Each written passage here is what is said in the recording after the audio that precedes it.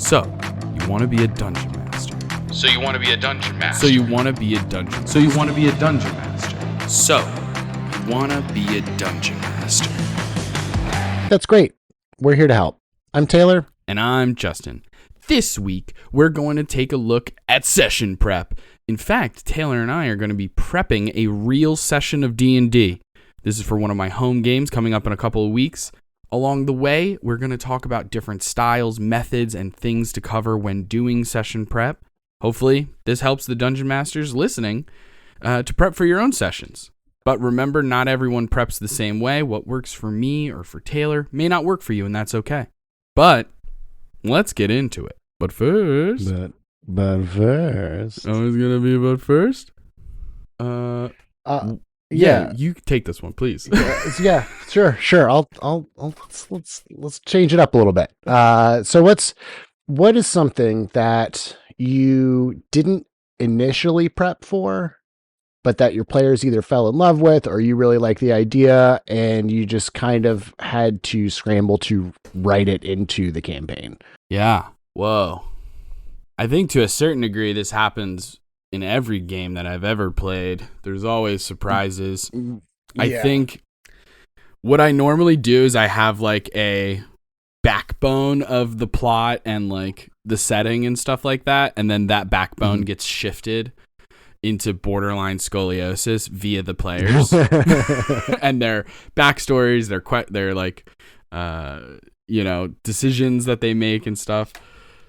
Mm-hmm. But I'm trying to think of a specific example. I mean, I can tell you that so much has come off of in Sphinx City specifically. It's truly like a Russian nest doll effect of the invention and like continuing development of Sewer City. This like little, for people unaware, it's like a civilization underneath the streets of Sphinx City. It's just like a small town that exists in the sewers, run almost exclusively by crocodile folk. And all of that started with the very first time I was running Sphinx City with a group of friends who I still play that game with, most of our mutual friends between Taylor and I. And our mutual friend, Nicole, decided to play a character who was both like a paranormal investigator, hunter, YouTube content creator, does ghost hunting on social media, but she also wanted to dip into like the idea of cryptid hunting as well. Just like the, people who look for Bigfoot and Loch Ness Monster and all that kind of stuff. And so I had to quickly be like, okay, cryptids. I have to invent cryptids for this world, right? Like, of course I can borrow from real ones, which I absolutely did. Mothman exists. There's, in my home game, I've done the Jersey Devil. I've also played around with this old legend of people who get crocodiles or alligators as like pets for some reason, and then they get a little too big and they get freaked out and they flush them down the toilet. And it's just like this old wives' tale of like, there's a gigantic crocodile living in the sewers because it was flushed down as a baby and da-da-da. And it's become this like local legend, borderline cryptid situation, right? And so that's what started the idea that there are crocodiles in the sewers underneath Sphinx City. And then that just continued to expand out until I was like, I think I casually had an NPC mention to your character, Jaster. Oh, you haven't been in the sewers? Dude, you gotta get in the sewers. It's crazy down there. Which was really just me being funny.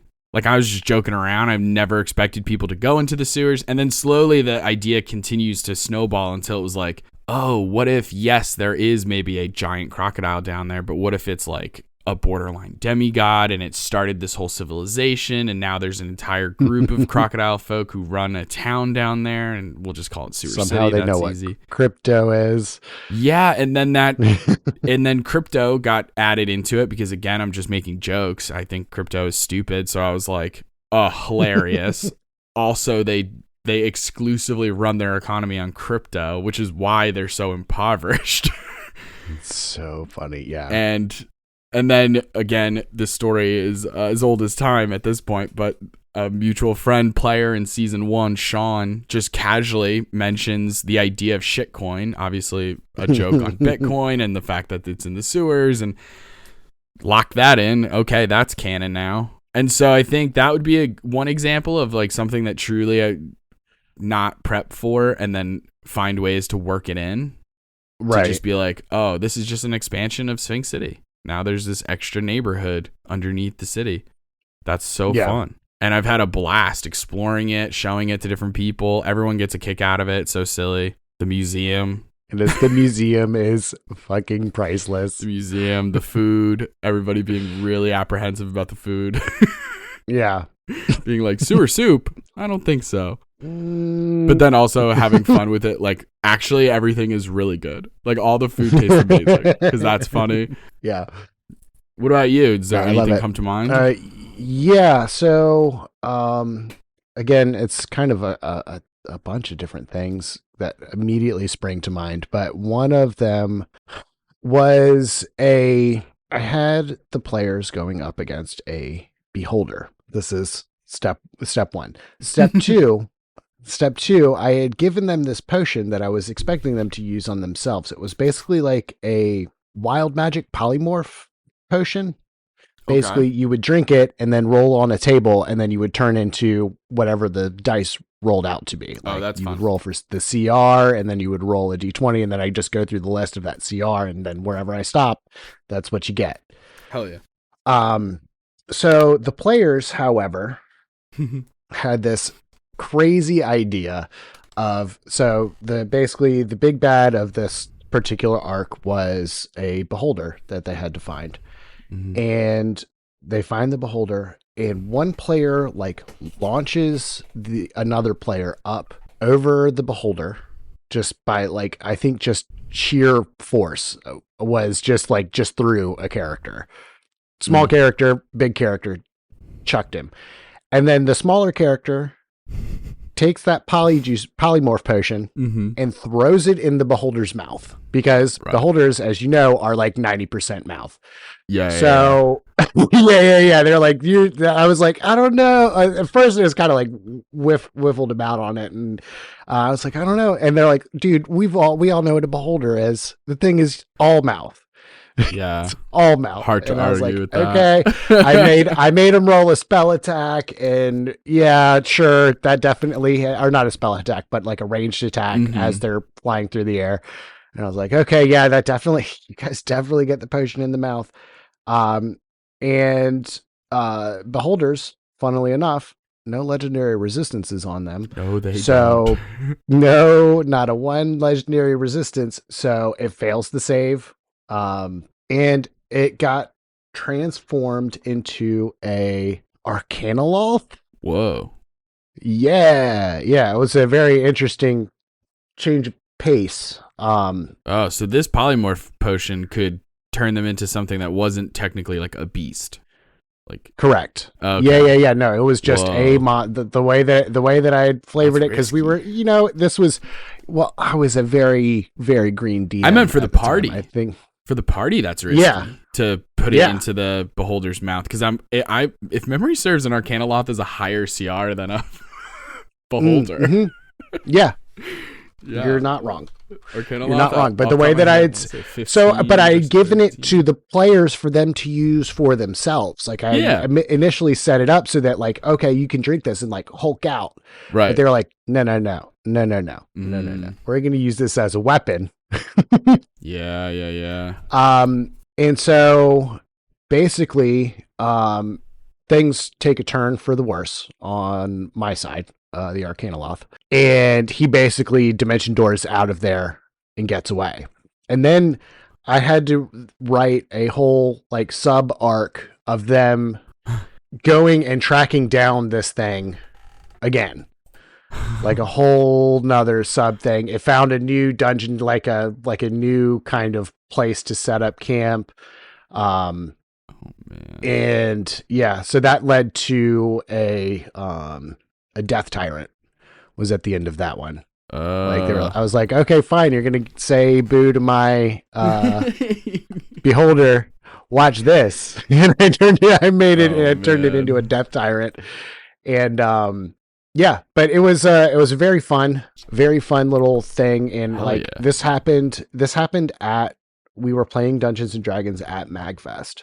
So like Oh. this was definitely very much I did not plan for any of this. Let me scramble through the book here and all of my notes and see if I've got something that we can scrounge together to make this Death Tyrant type fight happen. And that was a lot of fun.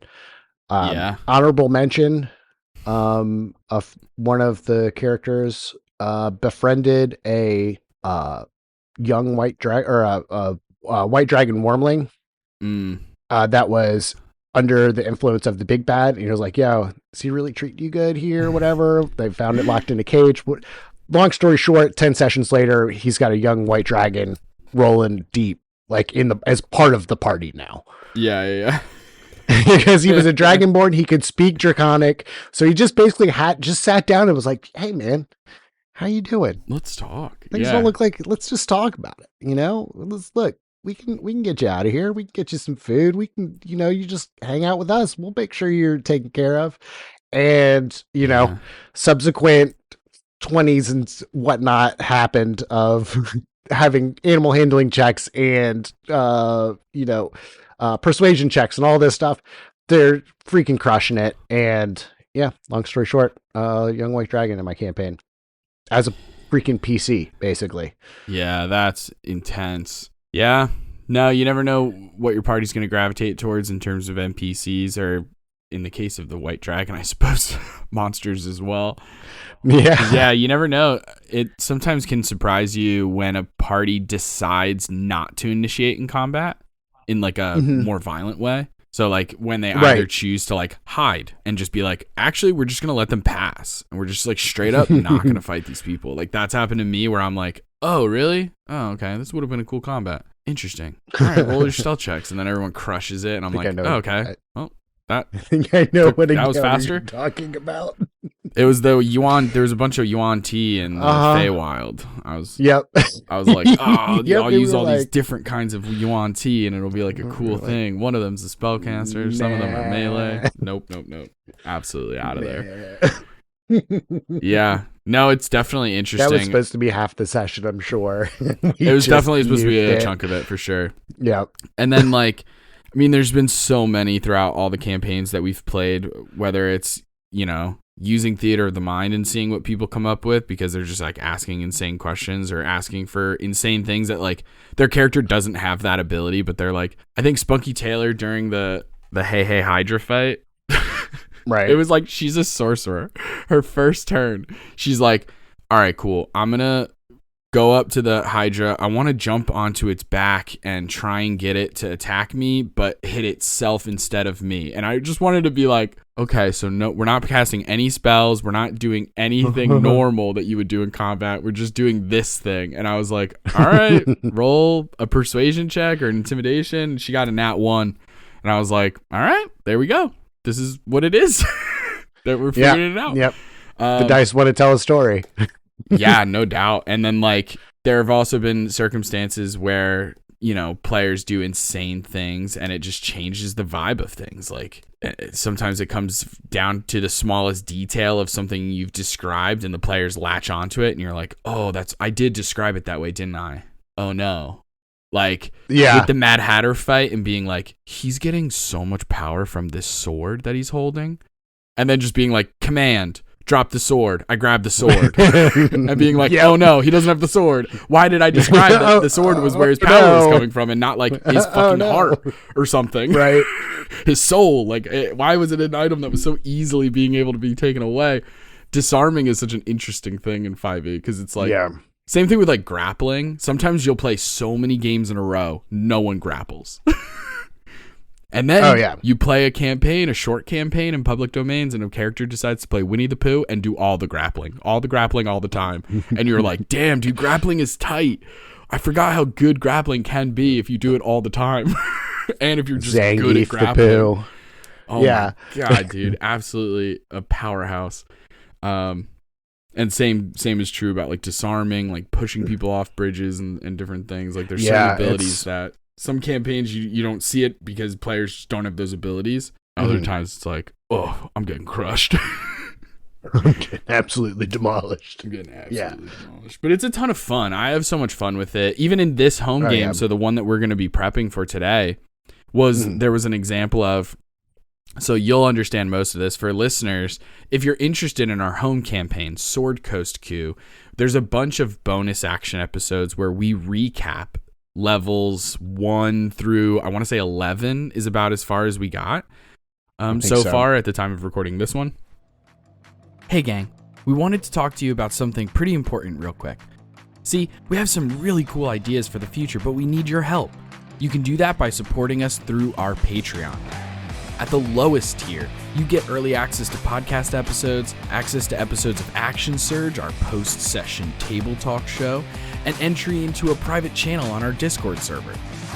At the next tier, you can get access to Bonus Action, our bonus content podcast where we talk about a huge variety of D&D and TTRPG related things, like multi-class mystery mashup, where we get 2 random classes and have to build a character, or Monster Matchmaker, where we go over our favorite monsters at each CR level, or recaps of our home campaign, plus so much more. Joining the Patreon helps us continue to grow and put out content that gets better and better as we learn, improve, and try new things. So, check out the link in the description to join the gang today. So there's like several episodes of Taylor and I going back and forth talking about our home game where we became closer friends. I think we had met technically a game or two before that, but regardless, it's been like 4.5 years at this point, and it's still going pretty strong, I'd like to think. And so Taylor, you'll know where in the story this is happening as I'm describing it and stuff. Obviously, fair. Big changes between how your party and this party decided to go about things, but nonetheless, certain parts are still the same. So, like, anyway, they escape from prison, right? They don't get a diplomatic letter. They don't get released. They straight up jailbreak. They're out. They go through the sewers. They broke through they found another prisoner who was already doing a Shawshank thing and digging a hole through the wall behind their bed or whatever. Naturally. And they commandeered it, blasted that open, and escaped through the sewers. Now, when they're in the sewers, I'm like, okay, make some survival checks. Let's see how you guys are at navigating so that you can exit the sewers where you want to versus where you accidentally go, right? If you low roll. Also say hi to these crypto alligators. Yeah, I know, right? Would have been so funny. How wild would that be? Would have been so funny. I may have done a combat in the sewers. I can't remember. But anyway, they rolled terrible. Absolutely terrible on their survival check. So it's like, okay, you guys want to go to the outer ring close to the Bahamut temple because that's where you guys can get sanctuary because one of you is a clergy person there. No. Instead, because I think they rolled a 1 or a 2, like something really low. So I was like, okay, you pop your head up out of the sewer and you find yourself on the Water Baron's estate. Ooh. So essentially the governor. You've popped your head up out of a storm drain and you are in the governor's like front yard. Now, the way you phrased this question is didn't prep for something and you had to scramble. I didn't prep for them to stay there. I assumed that they would go, oh no, this is dangerous or we could get caught. We're literally just escaping prison, so we're already fugitives. Let's go back in the sewers. But instead, all of them, kind of with the exception of the cleric in the group, all of them were like, yo, this lady's got a huge mansion. I bet she's got a ton of stuff we can steal. Let's pretend to be like maids and landscapers and different employees, and we'll just get into the house and then steal a bunch of stuff, and then we'll leave. That's so fun. It was so fun, but also I didn't have anything prepped for that. I don't know what items she has in her house. I don't know where the Water Baron is. I had to like on the spot come up with everything of like, I immediately initiated this idea of like, when you're in this estate, unless you go through the sewers, you're locked in there. They close the front gates to the estate and it only opens, 2 times a day. or something like that. That way it's just like extra protection. There's some guards inside the house, outside the house. How many guards? I have to come up with all this stuff, like Right. what disguises are feasible. Okay, maids. Yes, that totally makes sense. Maybe landscapers. Okay, cool. Is there a maid's quarters? Or like, how sometimes servants like or different things like that, they'll have their own quarters. Does this place have that? All this stuff I have to figure out on the spot. And then they create this whole thing. One of them accidentally sets a trap off. That creates an explosion. A small fire starts. Others hear the explosion. So they think, I'll do another explosion. That way it feels like the explosions are coming from all over the house. Oh, my God. And then the one who's really good at lying will just start screaming, we're under attack, we're under attack. So all the guards are like, oh my God, we're under attack. They're running outside. So it was just like so insane. That's great. It was nuts.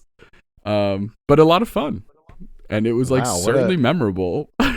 What a bunch of chaos gremlins. They honestly really, really are. So let's get into it. And so this is, let's get into it. This is going to be fun. This is going to be fun because like prepping for them is going to be very interesting. Yeah, absolutely. And it's going to be fun because there's like some logistical side of prepping for the next session. And I'll go over the reasons why. So what I'm going to do is first I'll describe the players and their characters, right? Okay. That way you have a little bit to go off of. Then what I'm going to do is talk about what's already happened because I think that's always important for prep, right? You need to know where you came from so you know where to go. So, yeah. Right? Like that makes sense. If the last session ended with roll for initiative, then you know that this session starts with combat. Like some things are just cause and effect. So it's nice to know what already happened. So that way that'll all bring you up to speed. Then I'll go over like the important plot points that are like almost definitely going to happen. And then we can play into all the wiggle room. Yeah. Okay. So we have at level 5, 4 player characters. Okay. The players that are in this game are relatively new. I think the first one who plays the character Namfoodle, the names are outrageous. I love them. But the player who plays Namfoodle is the only one who came in with any experience. And even that was fairly limited. Okay.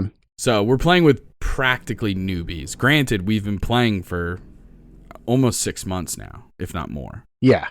So we've been playing for a while. Obviously, we started at level 1. We're all the way at level 5. We're in Tribor, so that's kind of a lot of gameplay where we're at. Yeah, for sure. I mean, it's definitely been speeding along faster than our home game did, just because I have more experience now, so I feel a little bit more comfortable going through things a bit faster. But so first up, we have Namfoodle. Namfoodle is a gnomish life cleric. Just a little guy. He's got green hair, green mustache. He is a worshiper of Bahamut, but he also has a really interesting idea of how to play this cleric where he wants to research and collect even like talismans or holy symbols of all deities. Like he takes an interest in all deities, even though Bahamut's is number 1. So I thought that was a really cool way to play a cleric, that. Yeah. It provides me with a ton of opportunities to lore dump anything that is for sure religion based in the world. Right. So that's always great. Occasionally we'll get visions from Bahamut. I think one of them was like, he woke up in this vision and he was riding Bahamut soaring through the air. So the platinum dragon, the grandfather of all dragons, this deity is cruising like a missile through the sky as Namfoodle, a tiny gnome, is holding onto their back. And then Bahamut goes, "Do you trust me? All right, well, here we go." And then corkscrews. Namfoodle falls off the back, starts skydiving. And the whole thing was about faith and trust. And then Bahamut caught him at the end, but still, it was like really fun. That's great. Namfoodle is a fan of tinkering, loves to meet other tinkerers and talk about things and buy new gadgets and doodads and stuff. There's a possible multi-class into artificer there in the future. Okay. And Namfoodle has a piece of a map that leads to a Tiamat shrine. Nice. It's a part of his backstory that involves like a cult of Tiamat essentially confused him for another Tiamat follower and gave him a special item to put at the shrine, and he is just afraid to not do it. Okay. So he's planning on just doing it. I thought it was really interesting. Some of their background stuff, like their backstory stuff, you could tell that they rolled on tables, because there was like, right. There's 2 other players here who I didn't mention because they come very infrequently. They have kids and families and jobs and like millions of things, so they don't come as often. So I just listed the main 4 who are normally here. But yeah, so some of the backstory stuff has been really challenging to work in a way that feels good and like doesn't necessarily bring us all over the world in a way that is distracting. Because sometimes they would come up to me and be like, yeah, I rolled on this table and it says that I saw a prophecy that this city is going to fall and I have to stop it. And I was like, I don't even know what that city, I've never heard of that city a day in my life. Like, what is that? You know, so I had to be like, let's say that it's this city instead. Or something, like, you know what I mean? It was a lot of It was a lot of the combination of yes and no but, of being like, well, no, let's not say that sound because I don't know what that is or where it is. So let's say it's Tribor instead or something, you know. So that's been an interesting challenge. Next up, we have Pixri. Pixri, the Dragonborn Wild Magic Barbarian. Oh boy, ton of fun. Such a fun subclass of barbarian. Every time you rage, roll a d8, get some kind of crazy effect. It's different every time. You can't plan for it, which can be frustrating because sometimes you get an effect that isn't as helpful as others, but kind of comes with it, you know? Yeah, it's better than wild magic, baby. That's it. And she's a ton of fun. The player, she's so fun. She is one of those players who just, bless her soul, but she just rolls terribly. Just rolls so low. And she is currently trying to train how to dual wield 2 two-handed weapons. Oh, God. Yeah, I was kind of like, you can try. It was one of those things of being like, yeah, can I hold a glaive and a great axe? And I was like, well, no, technically not. Like, but maybe we can train up to it and da-da-da. And I was like trying to figure out a way to be helpful rather than just like shut things down, you know? Right. And I was like, you can train for it. And her first training sessions have not gone well because, again, she doesn't roll high often. So I was like, oh, man, it's awkward. Yeah, you're swinging 2 weapons that need 2 hands each, but you only have 2 hands. So, yeah, this is going to be challenging. But it's fun. Why not? I don't give a shit. Then we have Pixri has been getting weird dreams, recurring nightmare, if you will, of waves crashing on the beach at night. And then this creepy voice from the ocean calling out to her. Very fun. I think that was also something she rolled on a table. But I, so far, have been leading it to... like leaving hints and foreshadowing and stuff like that for the voice to be Umberly. Okay. An evil sea goddess who comes up is like a deity who comes up in the story when you guys do the whole pirate hunting thing. Yeah. Like the captain of that pirate crew is a warlock of Umberly. So it kind of like I'm trying to tie things together, you know?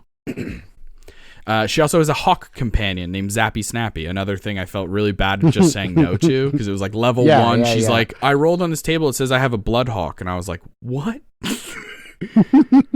Sure. Sure. That's fine. Whatever. Its name is Zappy Snappy. I know the names, dude. So fun. So we have Zappy Snappy. So Zappy Snappy was unfortunately dropped as an egg. And so is a little stoopy boy, but means well. So there have been a couple times of Speak with Animals where Zappy Snappy is very like, whoa, what's going on? All right, sick. No, yeah, I'll so freaking fly there so fast. It's so good. So fun. Dropped as an egg. Dropped as an egg. No, he's just a little stoopy boy. Little stoopy boy. And Pixri has because again, this is one of the ways I could tell that they were rolling on tables to come up with backstory stuff is because Pixri had the exact same thing, has a piece of a map that leads to a Tiamat shrine. And so I flavored it as like, oh, let's say you have a different piece of the map. Like you guys have an unfinished or like not unfinished, but rather parts of a map. Right. And, you know, your two pieces overlap so that it's helpful that you guys are staying together.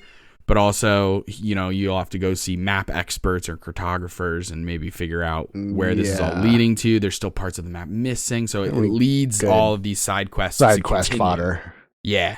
And then, with the whole Tiamat shrine thing too, it'll come up eventually. My plan was to have that Tiamat shrine is either near or inside of the tomb in Crypt Garden. Okay.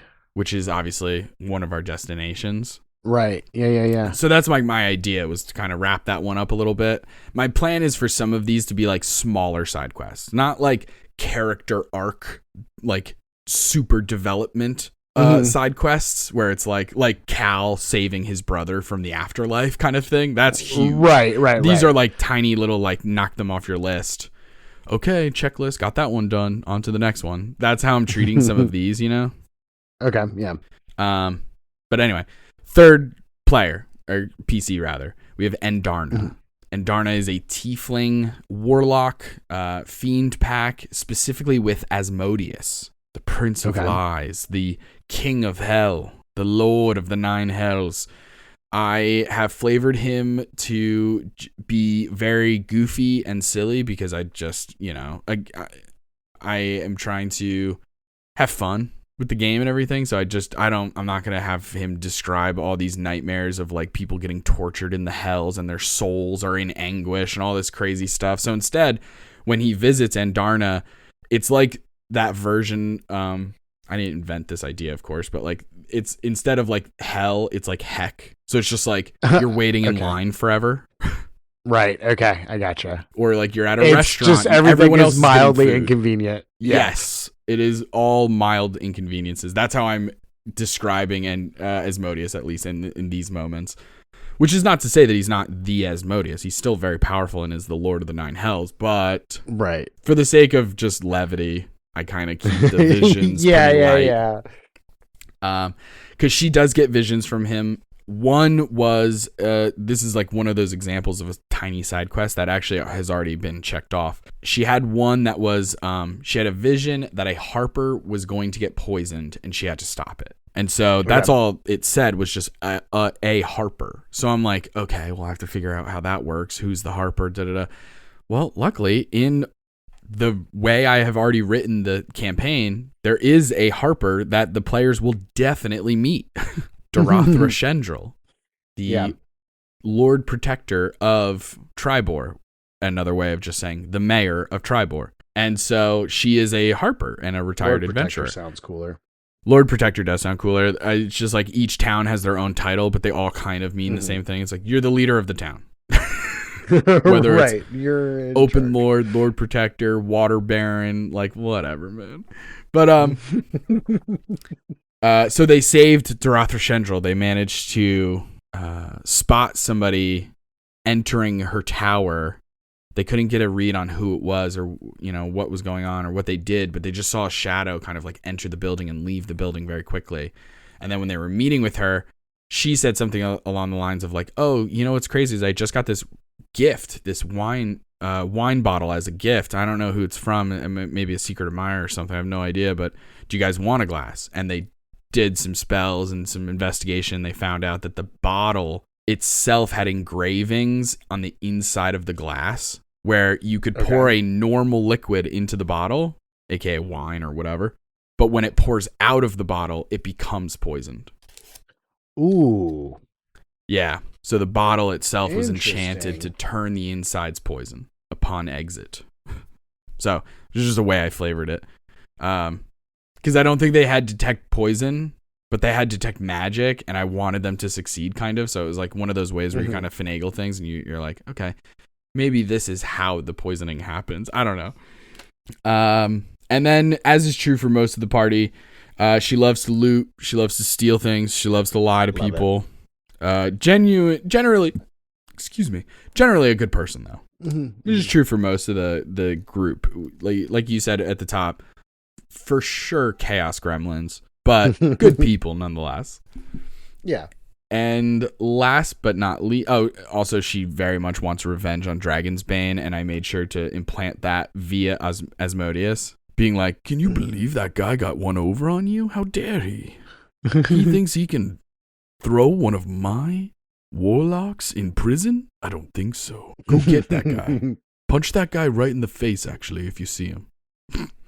So that seed has been planted. And then we have, last but not least, we have Mags. Mags is a tiefling also, but a conjuration wizard.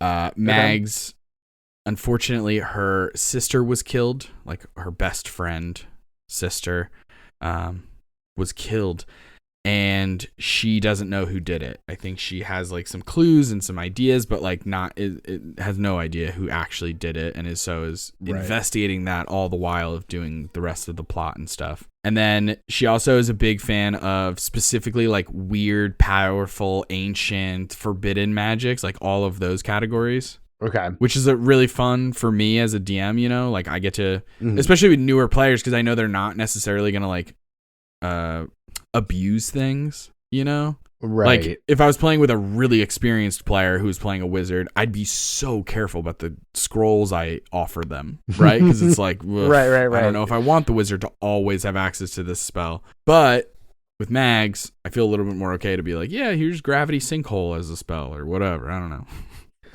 But it's a cool way. I love incorporating the Dunamancy magic that is from the Critical Role universe, the time and the gravity stuff. So that's a fun way of me being like, here's some rare magic. You can control time. Sick. Yeah. And she also loves looting and stealing. Big fan. They spent a long time trying to steal the head priest's necklace of the Bahamut temple that was giving them shelter. Wow. Right, like was the Bahamut cleric in on it? No. Knew about it, but was That's like, fair. You guys shouldn't do that. Like, that's crazy. Why are you doing this? And they were like, you're they were like, you're a party pooper, whatever, we're doing it. Conjuration wizard can make any item in their hand as long as it's a certain like size. And so they made a fake necklace, and they were going to switch the necklaces and do all this different stuff, but they got caught. That's how the whole thing shook out anyway, but it was very funny. That is very funny. So those are our 4 PCs. Okay. Lots of fun. Lots of stuff to work with. And I'm giving you bullet points. Obviously, there's more, but yeah. These are the most important things I could think of. And then what's already happened, I'll breeze through this.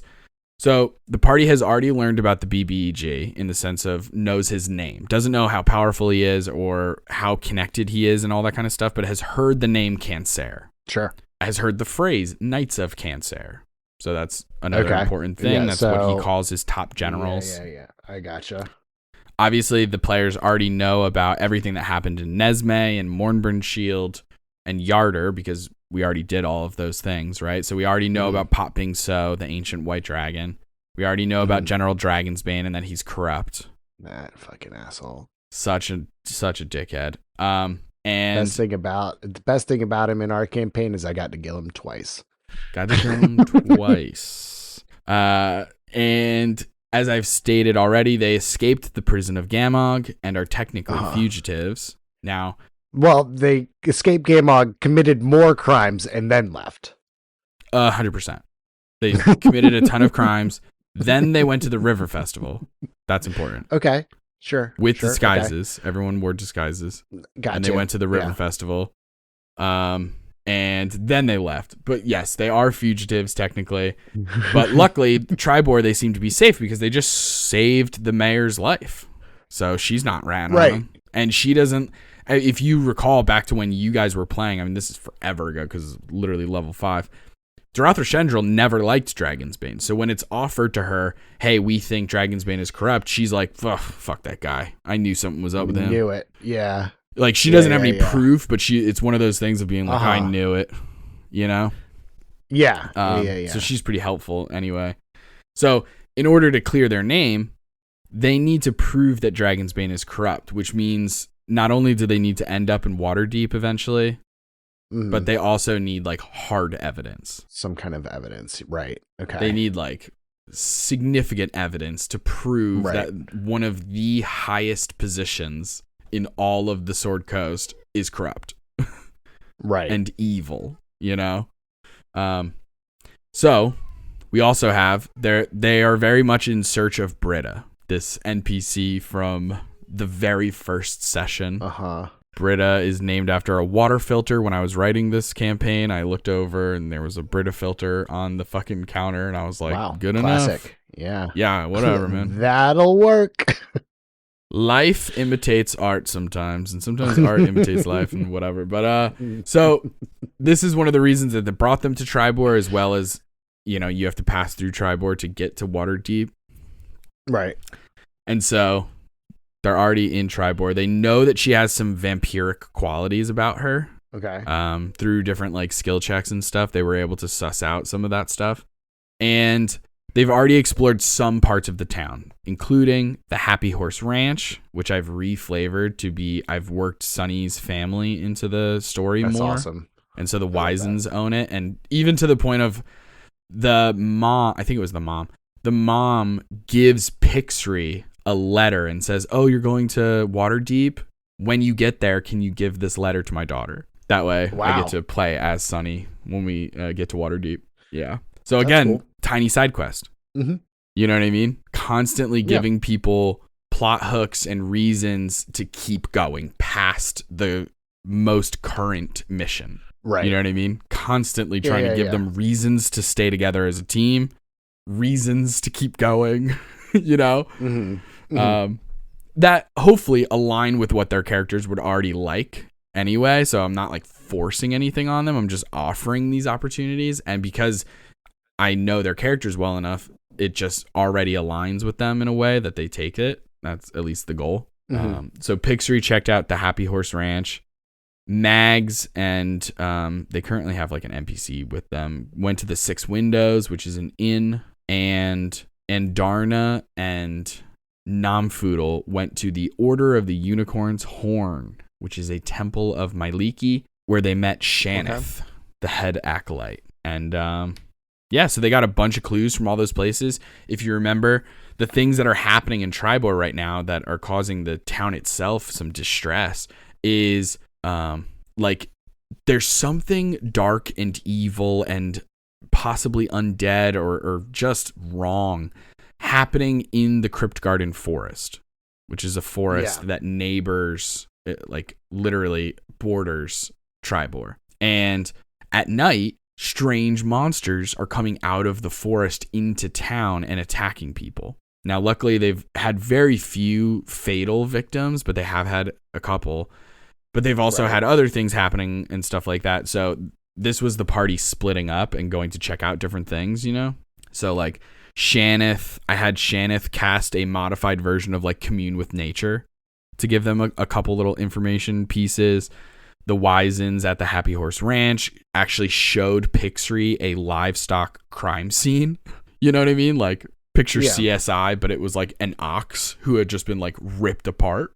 Yeah. And so a ton of fun things there because I got to describe like a footprint that was here, and like the footprint, it looks kind of bird-like, but big, much bigger, but kind of bird-like, because you know that birds are practically dinosaurs. And I think you remember one of the things you guys fought in the Crypt Garden Forest. Yeah, that was the invention of the meat grinder, I think. The zombie velociraptor things. That was the invention of Sunny and I realizing that if we cast these two area of effect spells together, there's really nothing that can get through and hurt us. I know, it's as long as it stays on the ground. It truly is fucking intense. Yeah. Should have used jumping more often. But now I know. Now I know. You know. But so that's the fun part. So then like in terms of that's everything that's happened. Here are the most important points that are almost definitely going to happen. I can't see how they don't happen, you know, even with players being unpredictable. These things are like, they're going to happen. And that's first, the players are going to have a combat in their rooms at the inn. Yeah. Then the next day, we enter the Crypt Garden Forest. Maybe there's a little bit of shopping preparation stuff, but pretty much the next day we're entering the Crypt Garden Forest. Mm-hmm. That will eventually lead us to the cemetery, underneath which is a tomb We will enter the tomb. Then it's old-fashioned dungeon crawl, baby. Oh, yeah. Which ends in the fight against the real Britta. And by the real Britta, I mean the person who's been using Britta's identity all of this time. Oh, what a jerk. What a freaking jerk. Identity theft is not a joke, Jim. Nailed it. Yeah. Absolutely nailed it. So yeah, those are all the things that are definitely going to happen. So now the question is, what happens next session? Okay. You know? And so I've split this into like 2 different thought processes. One is just for the party. So these are like broad things that everybody is quote unquote going to do. And then I have a second section that's like for the individuals. This is where I put things like, I do this with you guys a ton too. This is where I'll put things like really specific solo moments, whether that's a dream or a nightmare or a vision or something. Or maybe it's I want this NPC to talk to this PC. You know what I mean? Mm-hmm.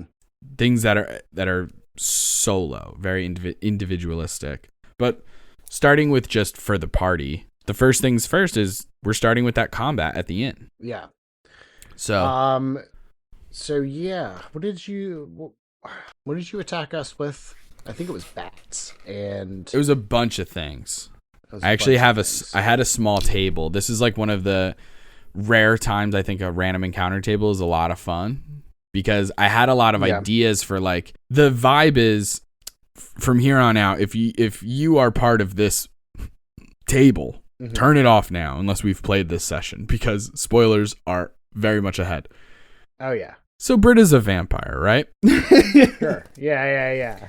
And therefore, a lot of the flavor of the monsters and the things that they come across are either undead or at least like shadowy. You know what I mean? Maybe they don't have to literally be undead, but they're at least like dark, that like dark magic, shadowy, spooky, those vibes, right? Which is why like a swarm of bats is not undead, but it kind of fits the vibe, you know? Mm-hmm. And so I have a list of everything from like, I think there's like a severed hand that it's just by itself. Like it's called like a crawling hand or something like that. That's one of them. There's the bats, there's swarms of rats, there's a shadow mastiff, maybe a specter, maybe a zombie or 2 or some skeletons, maybe a ghoul, you know? Some are easier than others, but it's totally random and each player gets one because this was one of the only and very few times where I was a little stricter about the one big bed idea. Well, this idea, the one big bed idea came from this encounter. That actually makes a lot of sense. We started doing that. It was like literally the next time we rested after that, like at an inn or something like that, we were like, we need to just stay in one bed together. That way, if anything like this happens again, we're not all separated. Yeah. Because that's like, there's some fundamentals of combat in D&D that I'm hitting with this combat to almost educate the players in a weird way. Right. So like one of the things is resource drain, the idea that you have only had a short rest. Now, granted, the previous day was really just traveling through the city and doing all these little split party investigations, but did you cast spells when you did those things? You know, right? Like, did you use abilities in order to help yourself in these different situations? Well, you only get a short rest. So that's one part of it. The other part is just the idea that they are separate from each other. I'm still deciding how harsh I want to be on like sleeping with armor on. I know with you guys, I was harsh about it. I was like, no, you don't sleep with your armor on. Your AC is 10 plus your dex. But with them, because they're newer players, I might not. I'm not sure yet. Feelings? How do you feel about that? Yeah. So, I think, a short rest, right, is not like sleeping or anything like that. So I think you could technically count whatever time they spend in the inn before they go to bed as the short rest. For sure. And have the encounter pop off kind of as they're in the process of like getting ready for bed in their own respective rooms. Oh, true. That would explain them being in armor. And then so basically like they've gotten their short rest of, we stayed downstairs, by the fire and we ate and had whatever. And then now we're going up to our rooms and have it pop off then. A problem with that could be that the players don't all go at the same time. Right. Yeah. That's it. Yeah, it's tricky. Maybe I will be harsh about the armor because I kind of like the idea of the combat waking them up. Yeah, because my intention is to have sort of weak monsters. You know, okay, like a swarm of bats for a level 5. Like that's nothing. You know, yeah. So it's like I kind of think, and I think 2 of them are sleeping in the same room. That's just how it ended up working out. Is that they doubled up. Everyone wanted solo rooms except for 2 of them. So I was like, that's fine. 2 people can sleep in one room. That makes sense. But it also means double the monsters in that one room. So there's all these like little things that I've done to just like set it up so that it's like the players pretty much know that they're going to get attacked in the middle of the night. But for the prep side of that, there's like the logistical side of things. Like I need to get a map. I need a map that has individual rooms, you know? With a hallway, and the rooms should have windows because, you know, whether or not I just, did I describe it being on the first floor? Did I describe it being on the second floor? You need windows because, you know, other than certain monsters can just pass through walls, but it depends on what I rolled on the monster table. So a couple of things to consider when it comes to the map itself. There's also just like music, but for the most part, I have a very specific like combat playlist that I usually just play because it's a lot of fun, but I need to add more songs to it. It's getting repetitive at this point, if I'm being honest. As much as I love the songs that are on there, I love the Mortal Kombat theme, but Mortal Kombat's good. Honestly, I pull a lot of battle themes from Final Fantasy just because that's kind of where my brain goes when combat pops off. So, and there's a lot of good songs. That's right. I need to find some more and just add them to the list. Like I don't plan on taking any away. I just want to add more so that when I click shuffle, it's just more options, you know? Yeah. But that's pretty easy. The map, go back to other episodes where we've talked about maps. We talk about where you can find maps, how you upload them, all that stuff, different ways to use them. I'm looking at some stat blocks here for different monsters that could be in this. Yeah, because that's the next part is the specific monsters. Now, in the way that I have done this, I've set it up so that at the end of last session, it was like, okay, you're getting to the inn. That way, I already know who's sleeping in which room, and I already had them roll on the table. Right. That way, or maybe I rolled on the table, I can't remember. But whether it was the players or myself, that gives me so much time to prep the combat because it was like, I don't have to, in the session, live, in front of the party, be like, okay, roll a d12. Okay, you get a ghost. And now I have to go find ghost stats. Go create a ghost token. Right. No. I've stopped doing random encounters that way. Like, in between sessions, that's when you hit up your party on Discord or something. You say, hey, can someone roll a d20? 13? Okay, that's the random encounter for next week. And then you can have all the time in the world to prepare for it. Because I've made that mistake before where it's during the session and I'm like, cool, okay, you guys are traveling, random encounter, somebody roll a d this, and then I'm like, oh, I don't have tokens for that, or I have to make tokens for every possible random encounter, which is dumb. So those are just some logistical tips for when you have tables and stuff, is to just roll them in between the sessions or at the end of a session and in preparation for the next session, because not only do you have to find stats, you also have to, maybe, depending on how you're playing the game, you might have to make tokens. So those are all things I have to still do, you know, depending on what monsters they rolled, which I'm sure I have somewhere. But yeah, that's going to be a really fun one. Okay. Each party member has to kind of rely on their own merits for at least a little bit before they get help. Yeah, what CR are we thinking on that? I'm thinking a range. I wanted it to kind of have a little bit of variance to it. So like, I think the highest I go is maybe a CR2, and that's like kind of a rare one. But then, like it was like, I think it was either a D10 or a D12 table. And the idea was very much like, one of them is like a CR 1/4, you know, like it's so easy. Whereas you also could just roll unlucky and now you have a ghoul, which I couldn't tell you what the CR is on that off the top of my head, but ghoul. Let's see. Ghoul.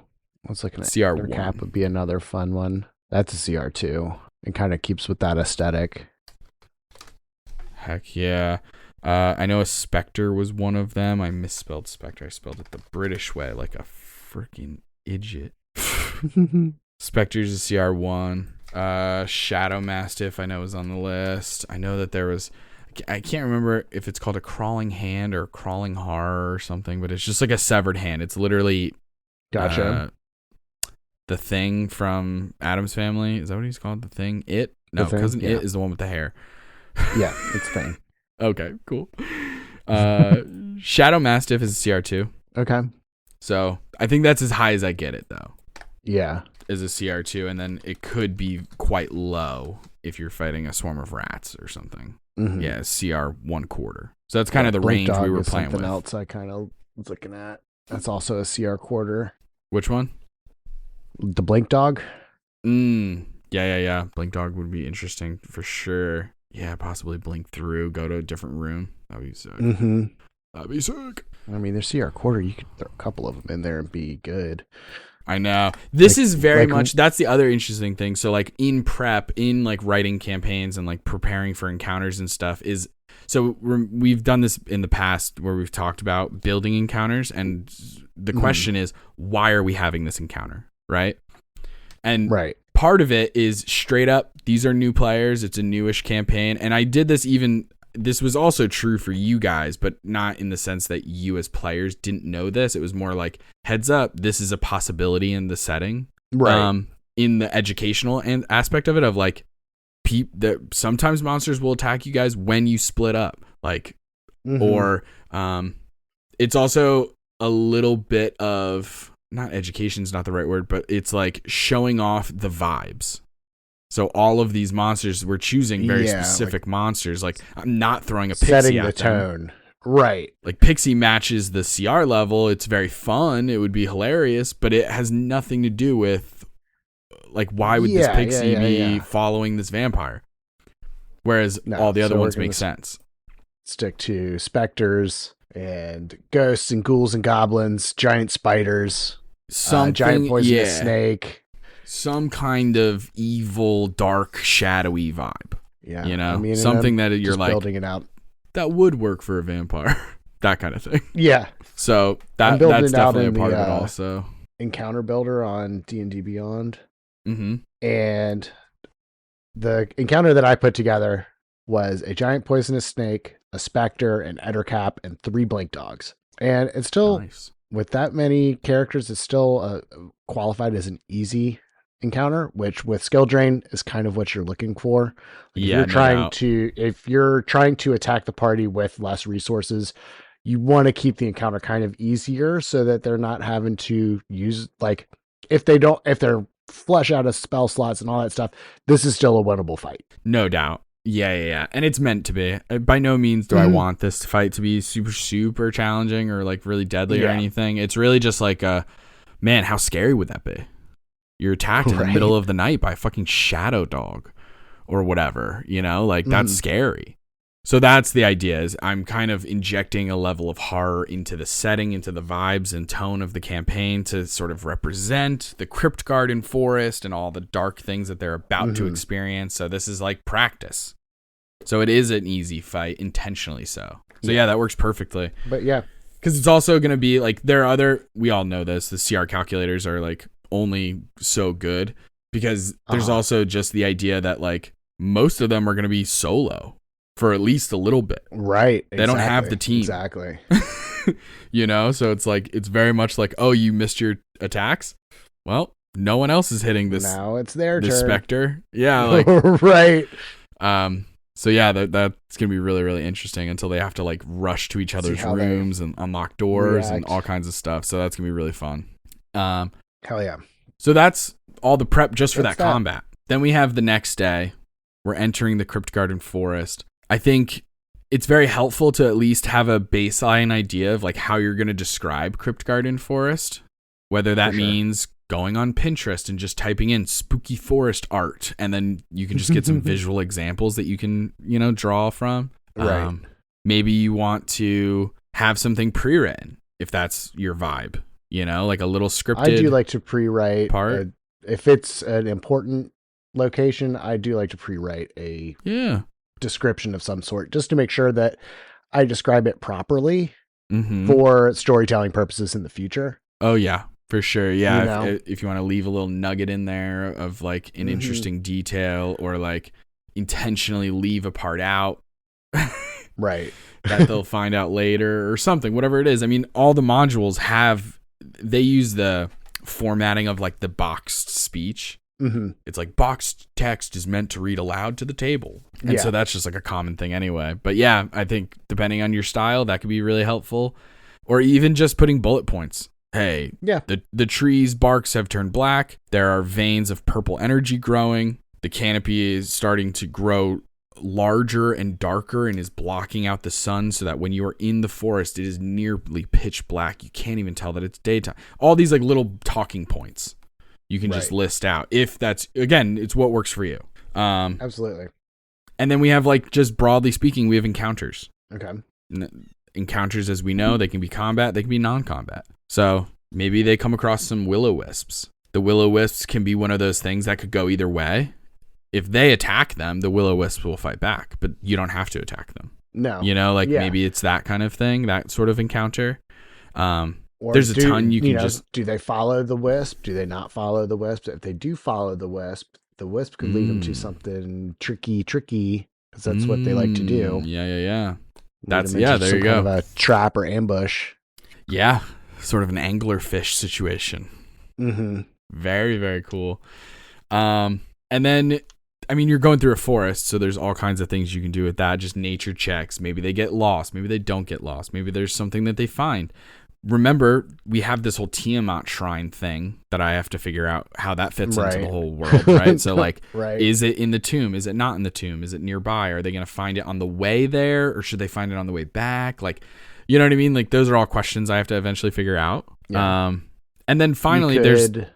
Oh, go for it. Put it on a tombstone or something. Like put like another clue piece or of another piece of the map or something, like on a tombstone or what have you. That's a cool idea. Yeah, like it starts to be a little scavenger hunty. The two maps brought you here. This cemetery, tombstone or whatever, right? Like you have to brush off the algae and the moss or whatever. Algae probably doesn't make sense. Brush off the moss. This tombstone is in the middle of a swamp. There's so much algae on it. But like, and then it gives you another thing, or like the name is like the clue or something. I don't know. Yeah, no, that sounds dope actually. And then finally we have the actual cemetery.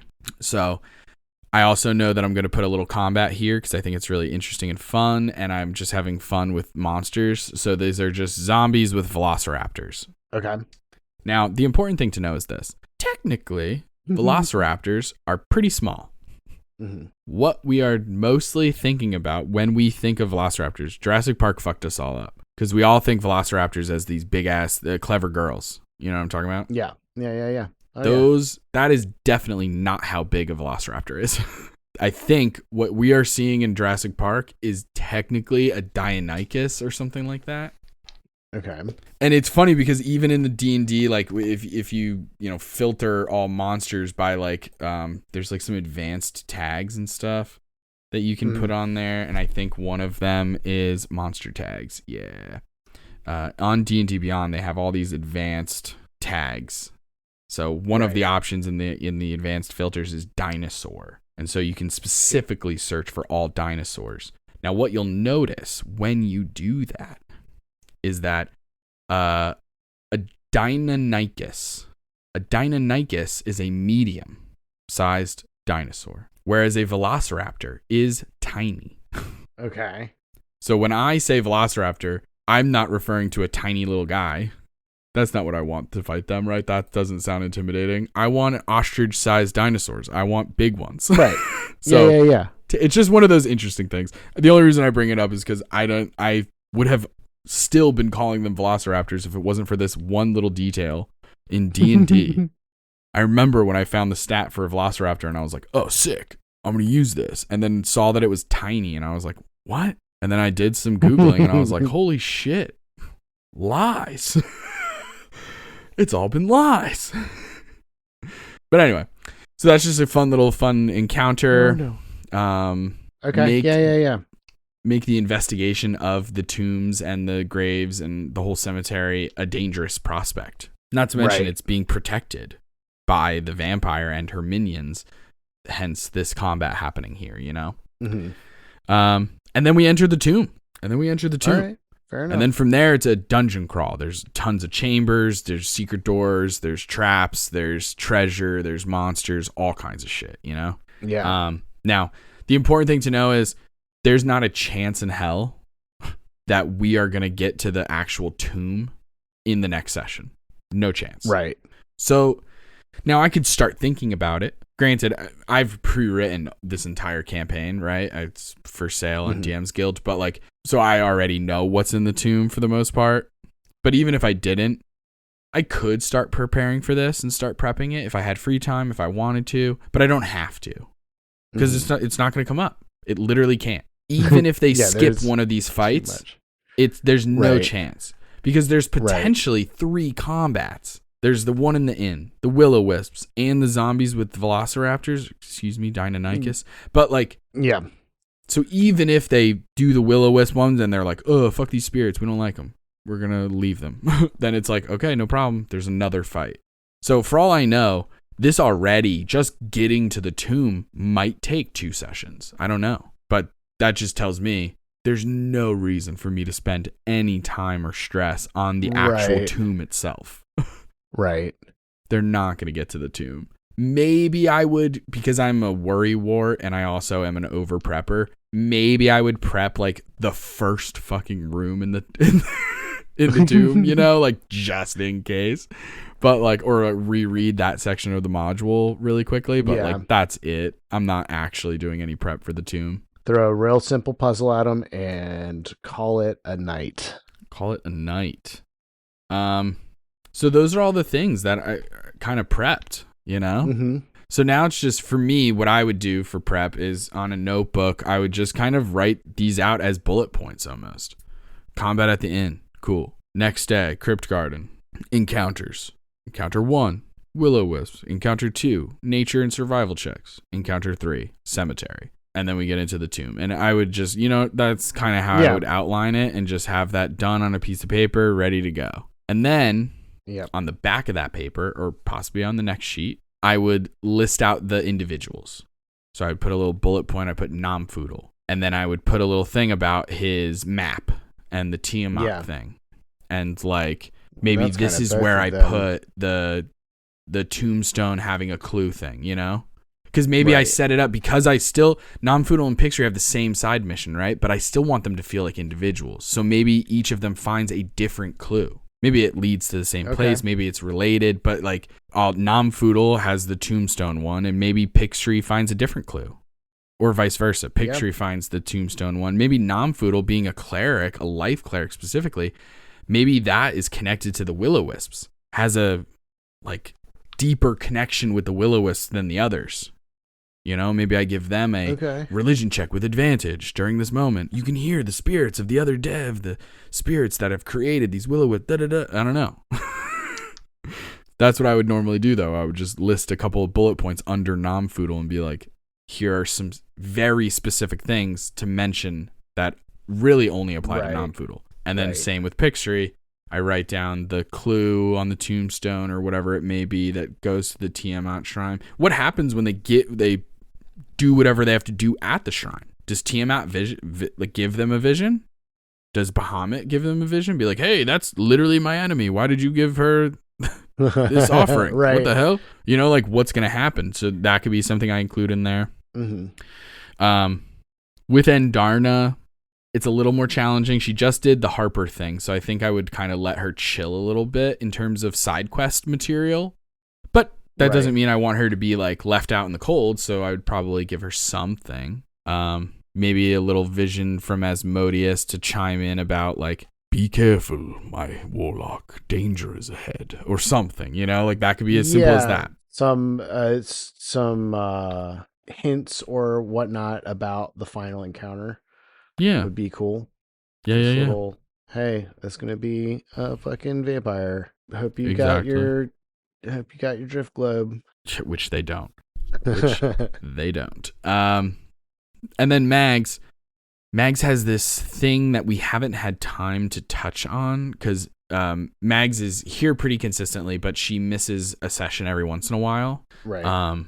So I haven't had as much time to build on Mags's backstory with her sister being killed and all that stuff, but it could be an interesting opportunity. Maybe this could be like a deeper one. It won't necessarily happen in this session, but I could include something like when they kill the vampire and they get some paperwork. If you recall back to that, there was like a letter that she wrote to Dragonsbane. It was like the first piece of hard evidence that Dragonsbane is bad. Right.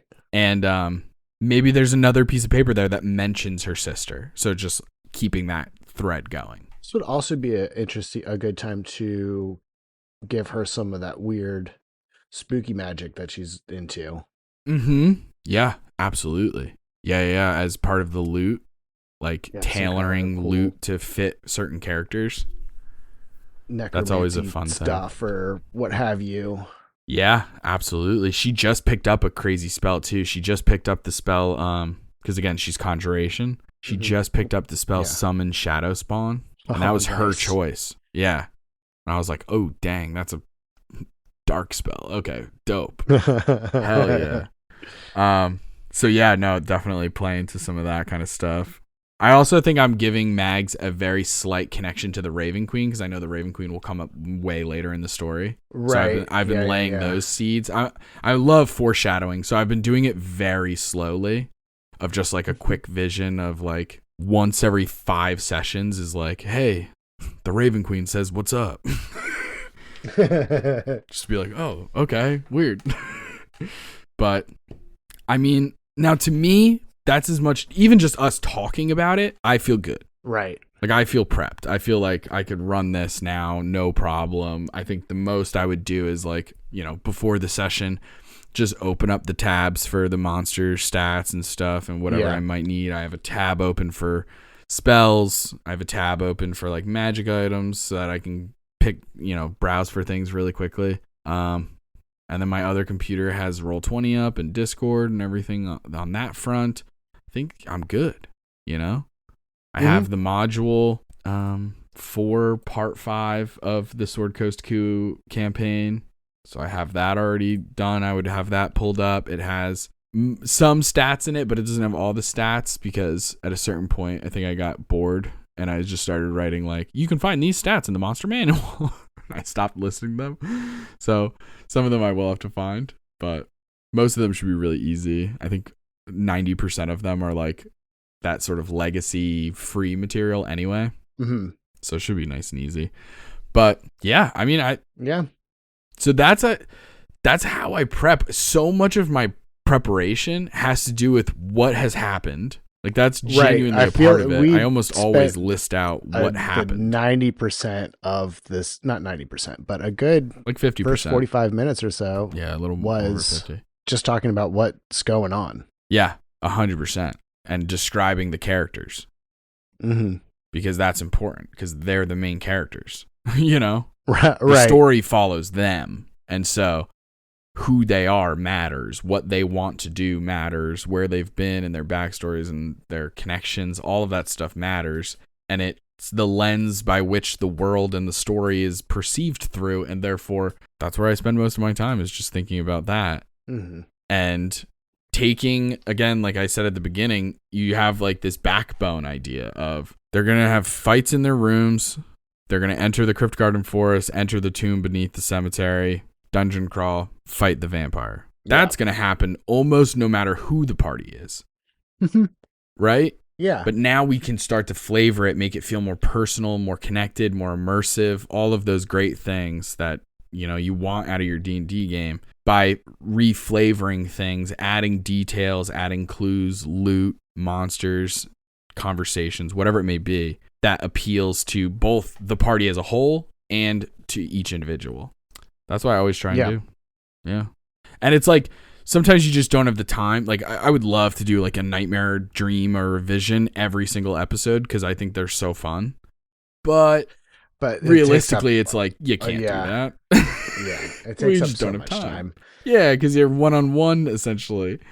So it's like, if you and me, just our vision takes 15 minutes, then it's like, damn, okay, that's an hour of the session is just these individual visions.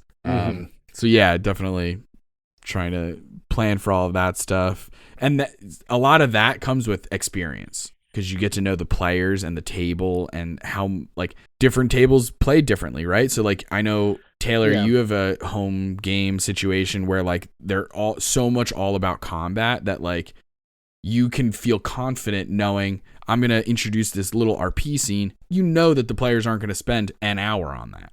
Whereas with other groups and other tables, like there are times where I have to worry about that, where I'm like, damn, this is such a fun RP situation. They might get lost in it. We could spend all day in this escape room. I have to be really strategic about this shit. That's so funny. But yeah. I hope that this helped out some people thinking about prep and stuff. I would urge you to just think about what you guys have already done. Think about what you would like to happen, what could happen. There's so many different ways to go about prep. Yeah, for sure. Know? Whatever works for you, whether it's digital or written on paper. Like I like paper shit for the most part. I usually keep the digital stuff to like the huge documents of setting material. And then written, I just have the bullet points of session prep. Yeah. I usually have a bullet point list of all the monsters, like so that like day of, all I have to do is flip to that one page and open up a tab for all these monsters, because these are the ones that are going to be showing up, and any other side like loot or anything, like pages for loot that I use of hey, they're going to find these items. This is, the important clues that they'll find on these monsters. Yeah. But other than that, I mean, it is basically just either it's sticking with the module and, or, stick with the plan and expect the plan to go off the rails eventually. Yeah. Most of the time it will. Be ready for that. But also, don't worry about it. Think about the but first, sometimes you don't prep for things and it ends up being the thing you remember the most. Right. So like just the other day, actually, I was like, God, we're out of Fresca. And I opened the fridge. Fresca right there. I was like, God, I didn't prep for that. Justin. And it was the best. All right. That's all. No. That's all we can get into this time. You can find us on TikTok and Instagram at Soyouwannabeadm, or you can ask us a question at soyouwannabeadm@gmail.com. If you like the episode, don't forget to give us 5 stars and a review wherever you found us. Check out the Patreon, the Twitch, and our new merch with the link in the description. Join us next time for more Dungeon Master tips and tricks. Bye. See you. And now I get to shout out the members of our Patreon gang. Nub Muffins, may Paylor's light shine upon you. And then there's Tappy, Molly, and Elijah. Thank you all so much for being members of our Patreon gang. Remember, you can find the link to that in the description of the episode. And also remember this. We love you. Thanks again, and tune in next time for more tips and tricks from So You Wanna Be a DM.